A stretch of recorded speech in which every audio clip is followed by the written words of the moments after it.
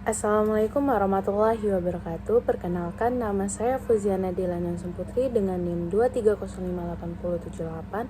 Baiklah, di sini tujuan saya membuat video ini bertujuan untuk memenuhi tugas administrasi dan supervisi pendidikan. Di mana di sini saya akan menjelaskan sedikit materi yang yaitu materinya administrasi layanan khusus.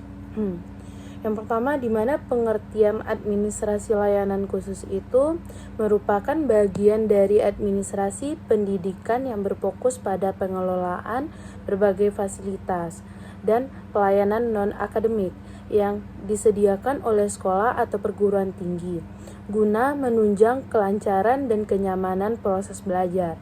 Layanan ini tidak berhubungan langsung dengan proses belajar mengajar seperti kegiatan di kelas, tetapi secara tidak langsung sangat mempengaruhi aktivitas dan kualitas pembelajaran.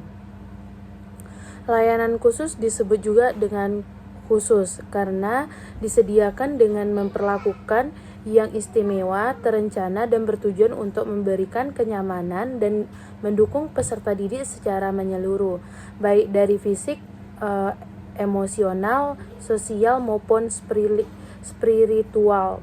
Hal ini sejalan dengan konsep pendidikan holistik, dengan menekankan bahwa proses belajar tidak hanya terjadi di ruang kelas, tapi juga dipengaruhi oleh lingkungan dari fasilitas penunjangan lainnya. Materi yang kedua yaitu jenis-jenis layanan khusus, di mana layanan khusus di lembaga pendidikan meliputi berbagai bidang. Diantaranya yang pertama itu perpustaka. Perpustaka itu merupakan pusat sumber belajar bagi peserta didik. Fungsinya yang pertama fungsi pendidikan, di mana fungsi pendidikan tersebut membantu siswa memperdalam materi belajar dengan memperluas wawasan. Yang kedua, fungsi informasi, di mana fungsi informasi menyediakan sumber-sumber data dan pengetahuan. Yang ketiga, fungsi rekreasi, di mana fungsi tersebut memberikan hiburan edukatif melalui bacaan yang ringan namun bermanfaat. Yang terakhir, fungsi penelitian, di mana menunjang kegiatan ilmiah siswa maupun guru.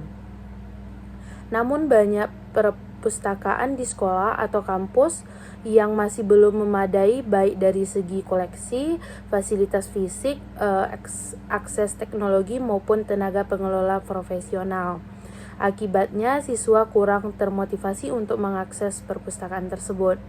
Yang kedua, laboratorium, di mana laboratorium itu sangat penting dalam proses pembelajaran, terutama pada mata pelajaran sains. Laboratorium menyediakan fasilitas untuk praktek, eksperimen, dan penelitian yang dapat meningkatkan pemahaman siswa terhadap teori yang diajarkan di kelas. Idenya setiap sekolah itu memiliki laboratorium yang lengkap dan layak, baik laboratorium IPA, komputer, bahasa, ataupun sosial. Namun tantangan seperti keterbatasan anggaran, kurangnya peralatan, dan tidak tersediaan tenaga laboratorium menjadi kendala utama.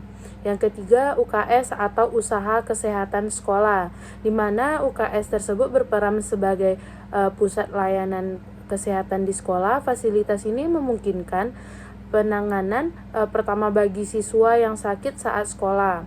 UKS idealnya dilengkapi dengan petugas kesehatan guru atau guru pembina UKS yang terlatih. Yang kedua, obat-obatan dasar yang tidak kadaluarsa. Yang terakhir, ruang yang bersih dan nyaman untuk istirahat siswa. Sayangnya kenyataan di lapangan menunjukkan bahwa UKS yang tidak berfungsi optimal hanya menjadi ruang kosong atau gudang tanpa tenaga medis maupun perlengkapan yang layak. Yang keempat, kafetaria atau kantin sekolah, di mana kafeteria merupakan tempat penting untuk penunjang kebutuhan gizi siswa. Fungsi utamanya itu yang pertama memberikan makanan dan minuman yang sehat bagi siswa. Yang kedua, menjaga agar siswa tidak kelaparan saat proses pembelajaran berlangsung. Namun tantangan yang sering muncul dari kantin tersebut kurangnya pengawasan terhadap higienitas dan kandungan gizi makanan. Yang kedua, kafeteria menjadi tempat siswa pembolos dan merokok. Yang ketiga, posisi kantin yang kurang strategis hingga mengganggu proses belajar di kelas karena suara dan baunya. Solusinya adalah menjalin kerjasama yang baik antar sekolah dan pengelolaan kafeteria dengan pengawasan yang ketat serta sistem operasional yang jelas. Yang kelima, tempat ibadah, di mana tempat ibadah seperti musola atau kapel sangat penting, terutama di lingkungan sekolah yang mayoritas penduduknya beragama Islam.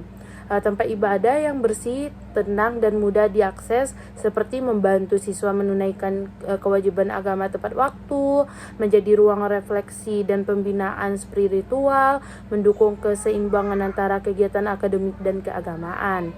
Namun, tidak semua sekolah atau fakultas memiliki tempat ibadah yang layak. Kadang hanya berupa ruang seadanya yang tidak terawat tanpa pengelolaan atau petugas kebersihan tetap. Yang keenam, asrama, di mana asrama tersebut merupakan fasilitas khusus bagi siswa yang berasal dari luar daerah. Asrama yang dikelola baik dapat membantu siswa fokus belajar, menumbuhkan kemandirian dan kedisiplinan, menjadi sarana pembinaan karakter. Namun asrama juga harus diawasi ketat dan dikelola secara profesional agar tidak menjadi tempat penyimpangan. Yang ketujuh, koperasi sekolah, di mana koperasi menyediakan berbagai keperluan siswa seperti alat tulis, makanan ringan, seragam, dan kebutuhan lainnya. Dengan harga terjangkau, koperasi juga bisa menjadi media pembelajaran ekonomi bagi siswa. Yang kedelapan, transportasi sekolah. Layanan antar jemput siswa dapat mengurangi ketidakhadiran dan keterlambatan siswa serta menjamin keamanan mereka dalam perjalanan dari rumah dan dari sekolah ke sekolah.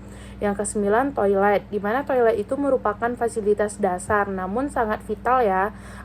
Contohnya toilet yang bersih, wangi, dan terawat dapat menjaga kesehatan siswa, menunjang kenyamanan belajar, menghindari gangguan seperti penyakit sakit perut dan infeksi. Sayangnya sekarang banyak toilet sekolah itu tidak layak dipakai, bau, jorok, dan tidak memiliki air bersih atau sabun. Materi yang ketiga yaitu peran guru dalam administrasi layanan khusus, di mana guru itu tidak hanya bertugas mengajar di kelas, tetapi juga memiliki peran penting dalam memastikan layanan khusus berjalan baik. Yaitu yang pertama itu sebagai penggunaan aktivitas, di mana guru itu menggunakan fasilitas layak khusus dalam proses belajar. Misalnya contohnya itu pengarahan siswa ke perpustakaan atau laboratorium. Yang kedua, sebagai pengawas, di mana guru dapat memantau apakah layanan yang tersedia berfungsi sebagaimana mestinya dan memberikan masukan kepada siswa manajemen sekolah. Yang ketiga, sebagai memberi masukan, di mana guru itu menyampaikan aspirasi dan kebutuhan siswa didik terkait layanan khusus kepada kepala sekolah atau pengelolaan.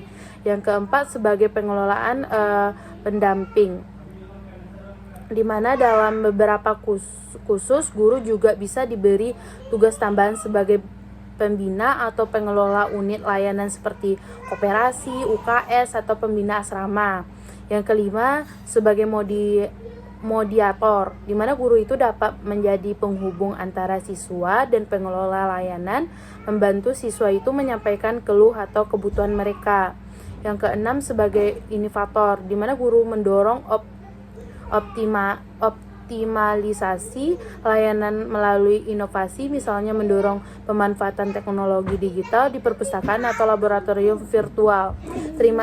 Sekian dari saya, itulah materi yang dapat saya sampaikan. Selanjutnya, kesimpulan yang dapat saya ambil yaitu layanan khusus itu adalah komponen penting dalam dunia pendidikan, di mana mestinya tidak berkaitan dengan belajar di kelas. Layanan ini memiliki dampak besar terhadap kenyamanan, konsentrasi, dan efektivitas belajar siswa.